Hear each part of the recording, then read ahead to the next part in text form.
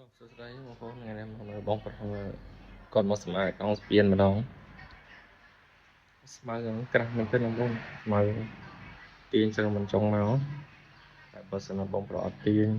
ចូលរួមសម្អាតក៏ទឹកវាអត់ហូរលួនដែរបងប្អូនហើយយើងមកតាមដានទស្សនាវីដេអូគាត់ទាំងអស់បងប្អូន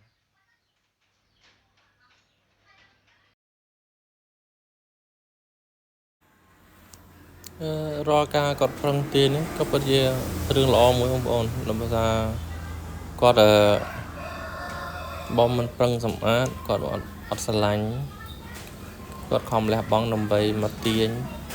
ឲ្យកុំឲ្យមានស្មៅមានស្ប្រាមដោះនៅក្រោមហ្នឹងបងប្អូនណាល្អមែនទេបងប្អូនមានអ្វីដែល